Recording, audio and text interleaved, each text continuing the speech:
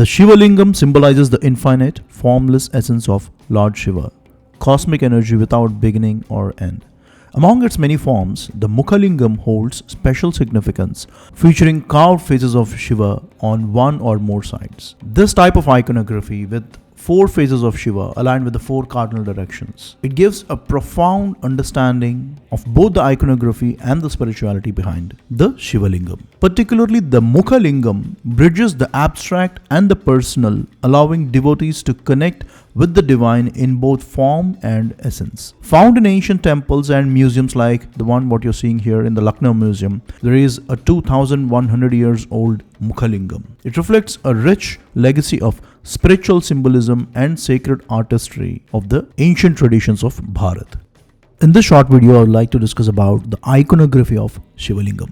Now, what is iconography? Let me give you a small example. Why is that Shiva always portrayed with a moon on top of his head? There is a very deep message and meaning in depicting the crescent moon on the head of Shiva. Most of us know the story about Markandeya Maharshi. At that final moment when Yamadharma Raja comes to take the life of Markandeya Maharshi, he tightly hugs the Shiva Lingam and utters Chandrasekharastakam, which is a stotra on Lord Shiva. And the ending of each verse of Chandrasekharastakam goes like this: Chandrasekharamashraye mama kim karishyati vayyama. And these are the words of Markandeya Maharshi. As a young boy, he says that when I am seeking refuge in Chandrasekhara, how can Yama take my life away? This is what the meaning of this line. But then why did Markandeya Maharshi address Shiva as Chandrasekhara? If sun is like the minute's hand of the clock, then moon is the hour's hand of the clock. Moon has always been the most natural timekeeping instrument in the history of humanity. And here his life clock is ticking away. And that is the reason Yamadharma Raja came to take his life away, he being Markandeya Maharshi. And Chandrasekhara means the one who wears the crescent moon on top of his head, which means he is the one who controls time, by extension controls life, or the time that you and me have, or rather left in our life. Since the central concept or the theme of Markandeya Maharshi is to seek refuge in Shiva to protect him from death, which is in a way the time that you and me have left for him. That is the reason why he used the word Chandrasekhara. Chandrasekharamashraye mama kim karishyati vayyama. So in simple words, iconography means depicting the epithet in its physical form. Now, depicting a moon on top of the statue of Lord Shiva says that he is the master of time. This is the simplest example for iconography. Same way Lord Shiva is often depicted wearing a tiger skin. That's another epithet. Tiger is a solitary animal. It always stays alone deep in the forest. Now here the tiger skin is an iconography of showing that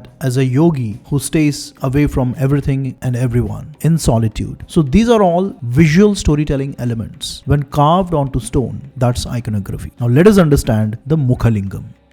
When in the form of a lingam or a Shiva Lingam, Lord Shiva is depicted with 5 different faces: east, west, north, south, the 4 cardinal directions, and 1 upwards. 4 plus 1, 5. 5 faces. And they are Ishana, Tatpurusha, Aghora, Vamadeva, Sadyojata. These are the names of the 5 faces of Lord Shiva in the iconography of a Shiva Lingam. The ancient scriptures like Shiva Puranam and Linga Puranam give detailed explanation about each of these 5 faces of the Pancha Mukha Shiva Lingam. For ease of expression and explanation, I just try to collate all the information for each of the Mukha, and I'll try to explain it in very simple terms. Of course, the philosophy behind each of the phases of the Pancha Mukha Lingam is very deep, but I will stay at quite a high level to explain for everyone to understand. Starting with the first one, Ishana. Ishana is the most spiritual and subtle face of Shiva. It points upwards because it represents the highest form of truth, pure consciousness, and connection with the divine.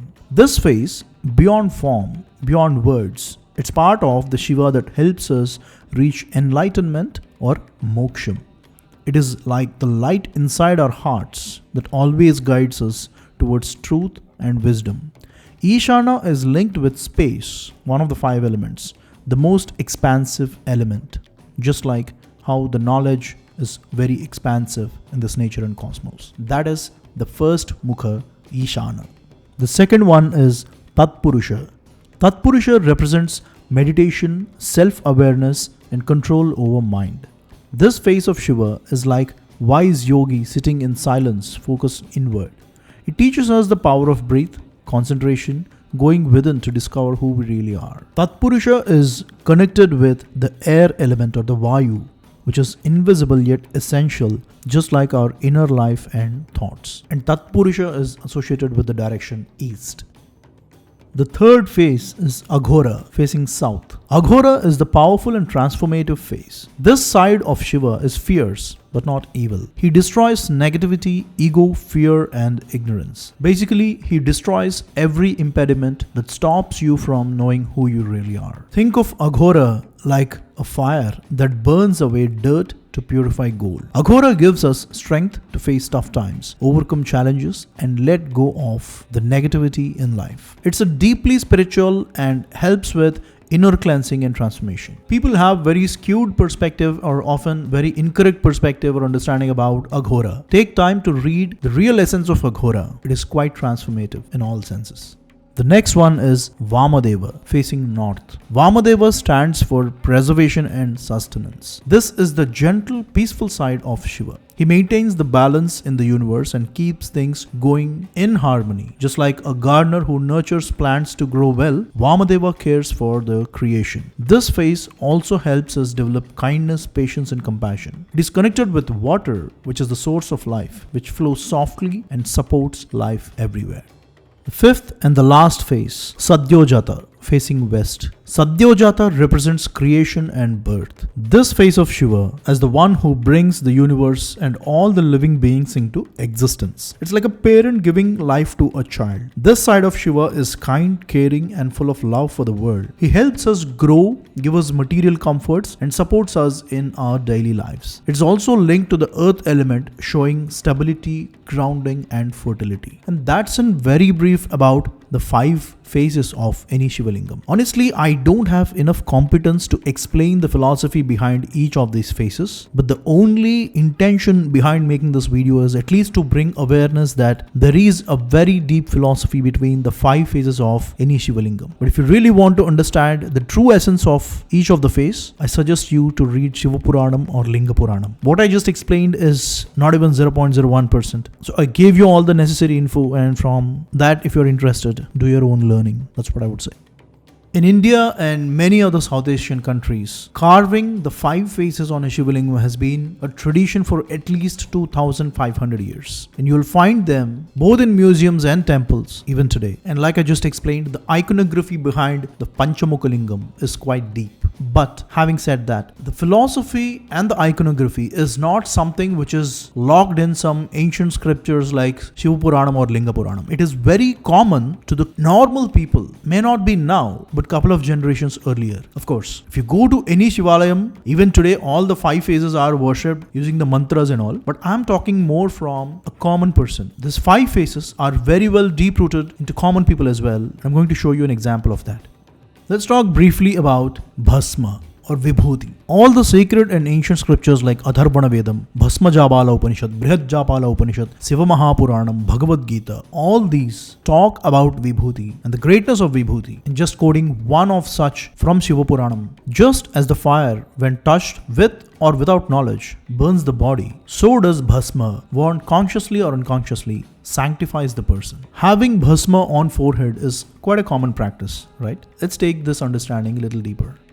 Vibhutir bhasitam bhasma ksharam rakshoti bhasmane bhavanti pancha namani, says Brihajjabala Upanishad, part of Atharvana Vedam. The sacred ash, it has 5 names: Vibhuti, Bhasitam, Bhasma, Ksharam, and Raksha. Generally, we use the first 3 names, Vibhuti, Bhasitam, Bhasma. Where are these coming from? It comes from Brihajjabala Upanishad, and each name has a specific meaning and is associated with each of the 5 faces of Lord Shiva. For instance, Sadyojata, the Vibhuti or the ash associated with this phase of Sadyojata is called as Vibhuti, which is one that gives wealth and prosperity. Same way, Bhasitam is the ash that is associated with Vamadeva, one that gives spiritual enlightenment. Same way, Aghora has Bhasma, one that burns sins and wrong deeds. Tatpurusha, Ksharam, one that drives out difficulties. Ishana, Raksha, one that gives absolute protection. Like this, there are 5 philosophical traits or epithets for Vibhuti, and it has 5 different names associated with each of the 5 faces of Lord Shiva. Now, we may or may not know about these 5 faces, but each of these 5 names, Vibhuti, Bhasitam, Bhasmaksharam, Raksha, were very common few generations earlier. Now, of course, we interchangeably use the words Vibhuti, Bhasitam or Bhasma, but now you see the deep meaning and the philosophy associated with each of these. Now, that's in brief about the iconography of